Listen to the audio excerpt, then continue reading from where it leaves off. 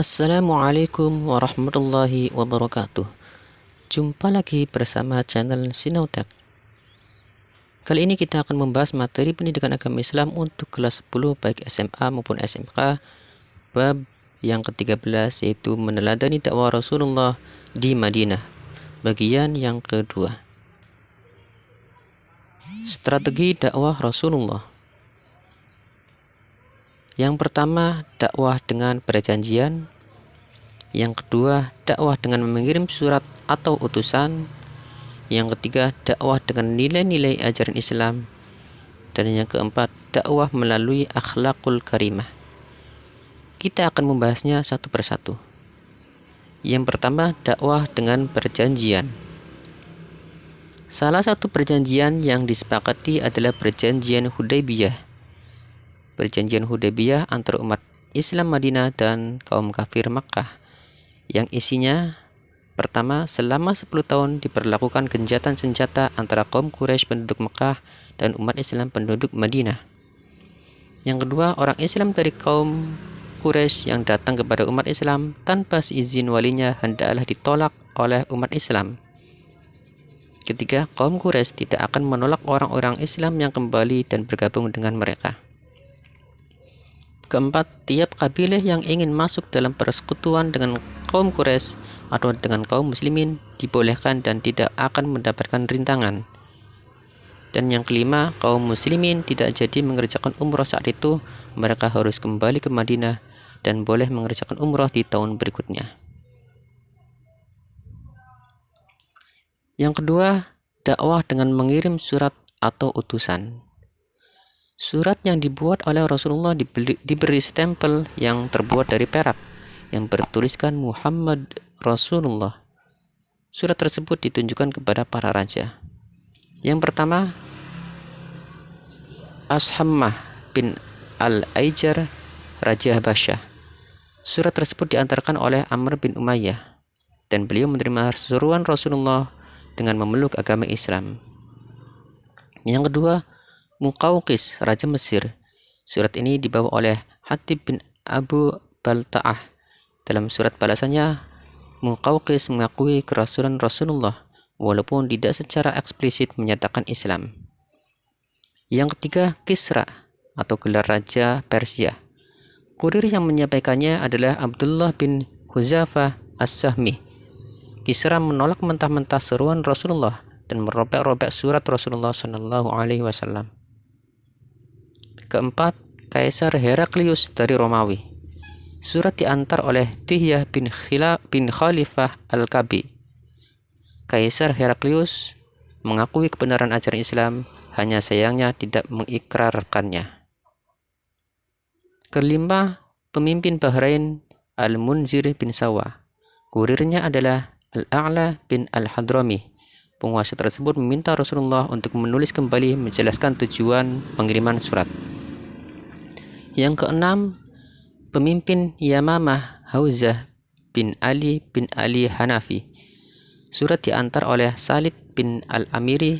Penguasa Yamamah tersebut mengirim berbagai hadiah. Yang ketujuh, pemimpin Damaskus Abu Syamr al-Husani. Surat diantarkan oleh Syuja bin Wahb. Penguasa tersebut marah dan menolak masuk Islam, bahkan menentang Rasulullah. Serta yang ke-8, Raja Uman Jaifar bin Al-Julunda dan Abdullah bin Al-Julunda. Kurirnya adalah Amr bin As.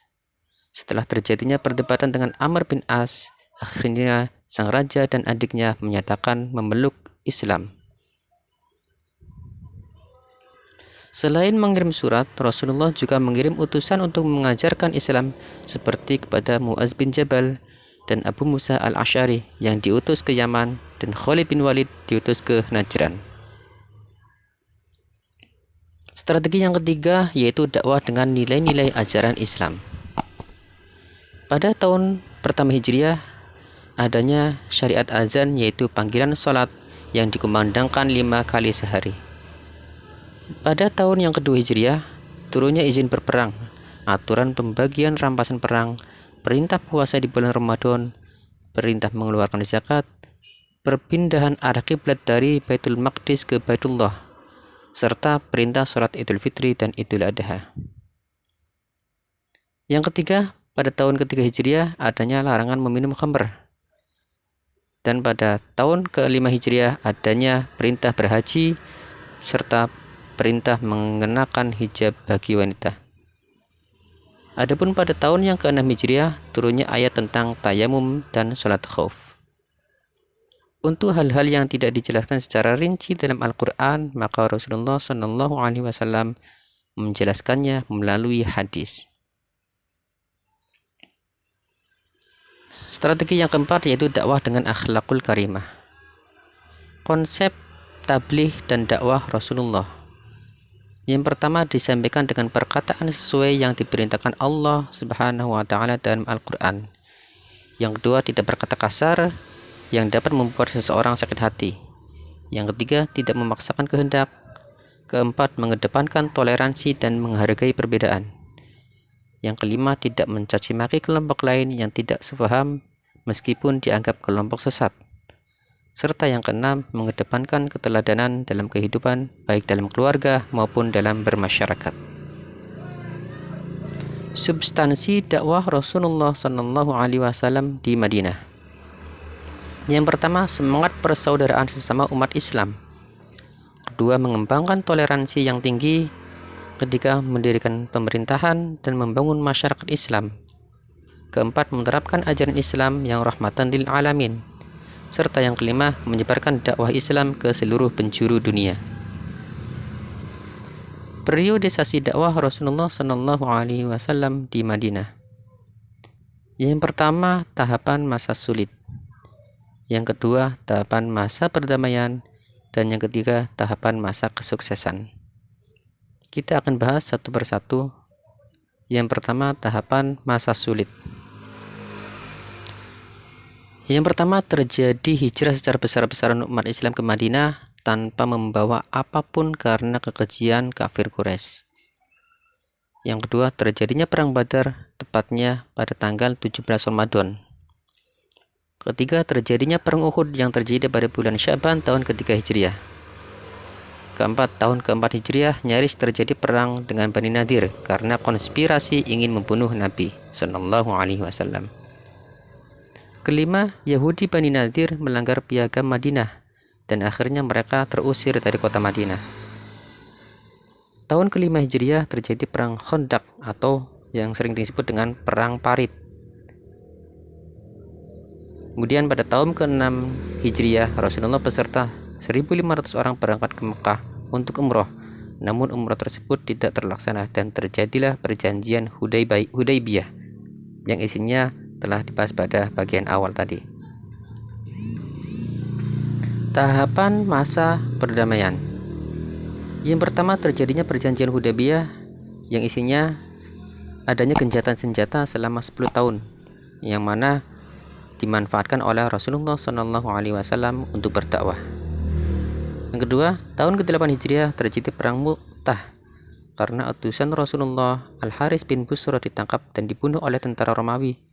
Rasulullah mengirimkan 3.000 pasukan ke Romawi, tetapi di Mu'tah dihadang oleh 200.000 tentara Romawi. Yang ketiga, Fathu Makkah atau penaklukan kota Makkah yang merupakan gencatan senjata selama 10 tahun dalam perjanjian Hudaybiyah tidak ditepati oleh kafir Quraisy. Kemudian Rasulullah SAW membawa pasukan 10.000 tentara pada tanggal 10 Ramadan tahun ke-8 Hijriah. Yang ketiga, tahapan masa kesuksesan. Pada tahun ke-9 Hijriah terjadilah perang Tabuk. Orang-orang Romawi ketakutan menghadapi tentara Islam yang bersemangat tinggi. Kedua, setelah perang Tabuk, pamor umat Islam makin meningkat. Setiap kabilah bersegera menyatakan keislamannya. Ketiga, tuntas sudah dakwah Rasulullah di Madinah, menyampaikan risalah dan membangun masyarakat baru. Keempat, berbagai kabilah di seluruh jazirah Arab siap untuk menjalankan ajaran Islam. Dan yang kelima, Haji Wada atau haji yang terakhir yang dilakukan oleh Rasulullah pada tahun ke-10 Hijriah diikuti oleh 124.000 umat Islam, dan turunlah ayat terakhir yaitu Quran Surat Al-Ma'idah ayat 3. Penyebab keberhasilan dakwah Rasulullah Shallallahu Alaihi Wasallam. Yang pertama, semangat persaudaraan yang berdasarkan akidah. Kedua, adanya sistem keadilan yang diterapkan tanpa perbedaan. Ketiga, kehidupan sederhana yang dicontohkan oleh Rasulullah Shallallahu Alaihi Wasallam. Keempat, persamaan derajat sehingga ukuran kemuliaan terletak pada ketakwaan. Kelima, Rasulullah Shallallahu Alaihi Wasallam memiliki analisa sosial yang cerdas. Dan yang keenam, menggunakan strategi yang tepat. Hikmah dakwah Rasulullah di Madinah. Hikmah yang pertama, memiliki semangat untuk berdakwah jauh dari sifat putus asa untuk mengajak orang lain. Tugas manusia hanya berikhtiar, hidayah itu datangnya dari Allah Subhanahu wa taala. Hikmah yang kedua, dakwah merupakan tugas setiap orang muslim, baik dakwah bil lisan ataupun dakwah bil hal. Ketiga, bersikap optimis dalam memperjuangkan dakwah Islam dan memiliki harapan untuk memajukan Islam pada masa yang akan datang. Yang kelima, banyak mengambil pelajaran dari keberhasilan dakwah Rasulullah di Madinah. Serta yang kelima, meningkatkan kualitas diri baik spiritual maupun akademis sehingga akan menjadi generasi yang terbaik. Itulah materi tentang dakwah Rasulullah di Madinah. Untuk update materi selanjutnya jangan lupa like, share, komen, dan subscribe. Terima kasih. Assalamualaikum warahmatullahi wabarakatuh.